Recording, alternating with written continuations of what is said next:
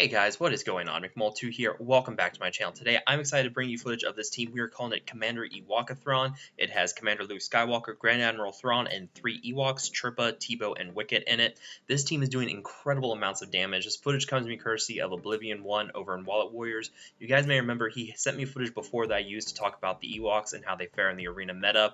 But anyways, this team doing 18 million in this run. He has now since done 20 million with this team. That is the single largest amount of damage any team has done in the raid ever. So incredible amounts of damage going on here. So big shout out to him. Big thank you for sending me this footage and congratulations on this. This is one of the last hurrahs we're going to do before we get into territory battles and start to get focused on that. But anyways, we'll go ahead and break down his team. We'll talk about the mods. We'll talk about why you want to have that, and we'll go into detail about the abilities. And then we'll talk about the strategy, not just for phase 3, but also phase 4, because remember, 18 million damage. He does half of the phase 4 damage as well. So we'll break down each phase separately. So let's go ahead and talk about the mods, and then we will go from there. First up, we have Chief Chirpa, and let me tell you, that face is just absolutely beautiful. But anyways, you can see that he's running crit chance and speed on him. He's got him at 233 speed, really nice amounts of speed. You can see he's got a lot of speed secondaries, plus adding in that speed mod set, really helping boost up his speed overall. You can see that on his cross, he's running health. You really want to help boost up Chirpa's health and protection overall. So getting in some nice secondaries with that's going to be nice. We'll talk about that more during the strategy about why you want that, but you really just need to help boost up the survivability of all your characters overall. And then for his abilities, you can see that he has a Zeta on the leadership ability for Chirpa. It is not required, but it's definitely recommended because that Zeta is going to be helping call in extra assists when Ewok uses a special ability. So getting that in is really going to help boost your damage up, plus it's really going to help with turn meter reduction if you're calling in Teebo for an assist. So getting that Zeta on him is going to be really nice to have there. So overall, just kind of focus on boost up his survivability, but really focus on speed, getting them up to a nice speed. Following that, we have Wicket. You can see he's also running crit chance and speed mod sets on him. 267 speed, really nice speed. Again, you can see doing a lot of secondary speed. You also really want to boost up Wicket's crit chance. You're going to need that for his Zeta on furtive tactics, because every time Wicket scores a critical hit, he gives Ewok allies bonus health and protection regeneration. So you're going to need that crit chance, and you absolutely need that Zeta on the furtive tactics. You actually have to have that Zeta. You can see that he's also doing some nice crit damage to really help boost up his offense too. Wicket's going to be one of your main damage dealers beside Commander Luke. So getting some really nice damage on Wicket and help boosting that offense could be really key here for making sure that Wicket does a lot of damage and helps make your runs not just go faster, but also make it easier overall. For Teebo, you can see we're running speed and potency on him. You're going to see it's a common theme, speed mod sets on everybody. You can see that his speed's at 232. He has some pretty nice potency at 75%. One thing I should note, you don't have to worry about potency so much for the main B2 rocket trooper, because you're going to have Commander Luke in there who's going to be able to reduce the tenacity with his tenacity down debuff. So you don't have to worry about that so much. It's going to be more used for managing the side B1 droids, and that's where you're going to want to stack up the potency there to help keep those guys in check, because they can give turn meter to the main B2 rocket trooper, and you don't want to have that. So having him stacked up with potency, like with the cross, you can see he's got primary potency stacked on there. And then for his health and protection, you don't have to worry about him too much. He's classified as a tank. He gets a lot of strength gear overall, so he's going to have nice base health and protection. You really don't have to stack too much of that on him. You can see there's health on the triangle, but overall, health and protection are not something you have to really worry about. Getting some crit chance on him is going to be nice. It helps boost his damage a little bit. You can see he's running 31% in this team.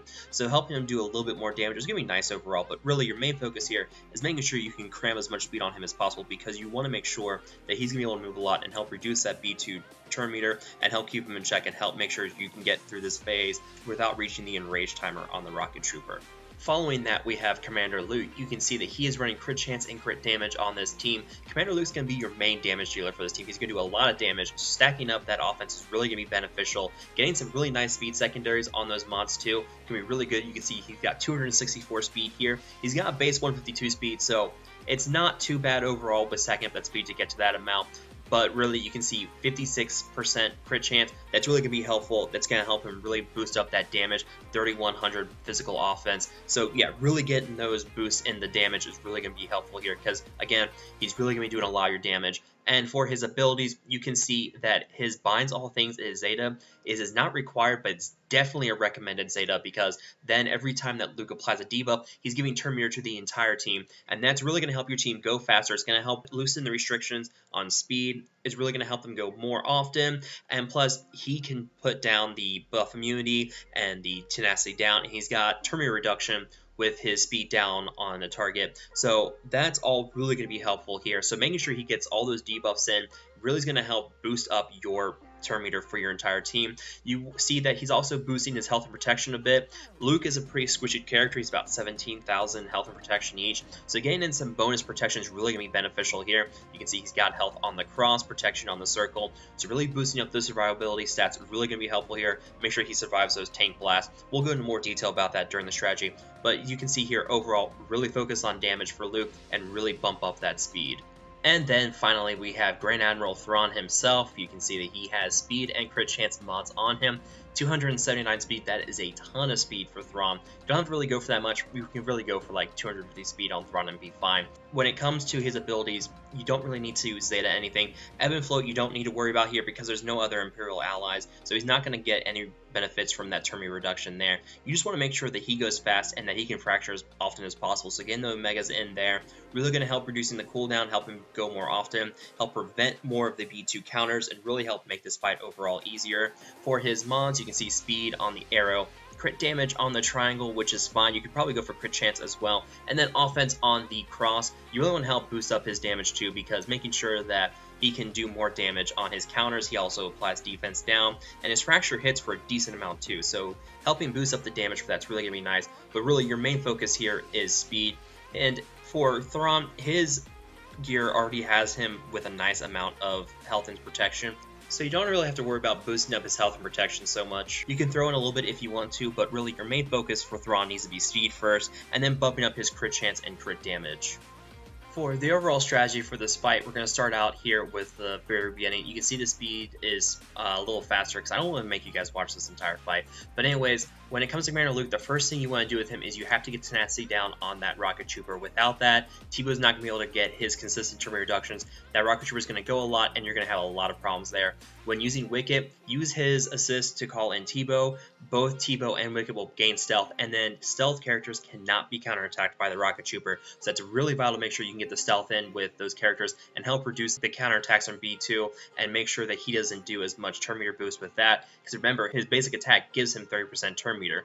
With Commander Luke, he can give speed down and defense down on his basic attack, and then when he attacks a target that already has speed down, he reduces turn meter, so there's another debuff coupling there. So really helpful there. Once you get down to about half of the side droids, you don't have to really worry about them so much. You can start focusing on the Rocket Trooper. You want to leave at least one up as long as possible, because if you don't, if you have problems reducing turn meter on the Rocket Trooper, and then you have someone like Chirpa who goes next, and if he attacks, he's going to cause the Rocket Trooper to go again and maybe summon more droids, maybe do a big debilitating attack that does ability block.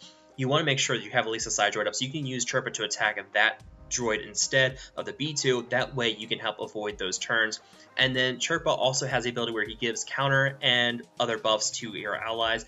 That's going to be helpful here because you need to survive that tank blast. The tank blast will do massive damage to anyone who does not have any buffs on them. So making sure you use Chirpa's buffs at the correct time them correctly with the tank blast, really going to be vital here. And then Grand Admiral Thrawn, you want to use his fracture whenever it's up. But another ability you really want to take a look at is his Grand Admiral's command that swaps turn meter with someone else, but also gives him 40% protection recovery. That is going to be huge here because then you're going to make sure it's your character staying topped off. Wicket can give protection and health to Ewok allies whenever he scores a critical hit. So there's also that you really want to make sure that you can stack up the protection and health regeneration with these characters, because otherwise you're just not going to be able to survive all these tank blasts, and making sure you get that in with the buffs really going to help you survive those tank blasts, and make sure you time everything is very key for this. It's just like your Imperial Grand Maneuver. You've got to time the buffs and everything exactly right. Otherwise you're going to start losing characters and then your run is over.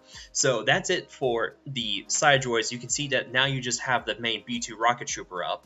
And now with just the main B2 rocket left, you just have to kind of whittle him down. You have to make sure that you are using your turn meter removal abilities wisely. You have three big ones. You have Teebo when he's stealth. You have Use the Force from Luke that reduces 100% turn meter, same with Teebo. And then you have the Fracture from Thrawn that not only reduces turn meter, slows down the B2 Rocket Trooper speed by 50%, also prevents his counters down to 5% instead of 35%, and really overall also helps remove some turn meter. So you have those three abilities really reduce a lot of turn meter. The basic from Luke will also reduce the turn meter by 30% if the target already has speed down. You have that as well, and then of course you have Wicket who can call in Teebo assist. So really, you have all that plus the assist, the mass assist call from Chirpa. All that together is really going to help you manage your turn meter. So making sure to use them at the right time. If you're getting a lot of turn meter resist at the same time, start saving up those abilities and really start using them to go all out in case the turn meter starts to really stack up. So that way, in case Teebo gets resisted, you can then use Luke to reduce the turn meter with use the Force. Thrawn can jump in with his Fracture. So really, there's a lot of abilities here you can use all together to really make sure that you can manage this B2 turn meter. Now, one other thing to watch out for is the tank in the back, as we've already gone over before. You need to make sure you have buffs on everyone, otherwise you're going to lose someone. So use Chirpa special that gives everybody buffs, and that will make sure that you can survive the tank blast. Of course, you have the AoE from Wicket that can give turn meter to Ewoks if it scores critical hits.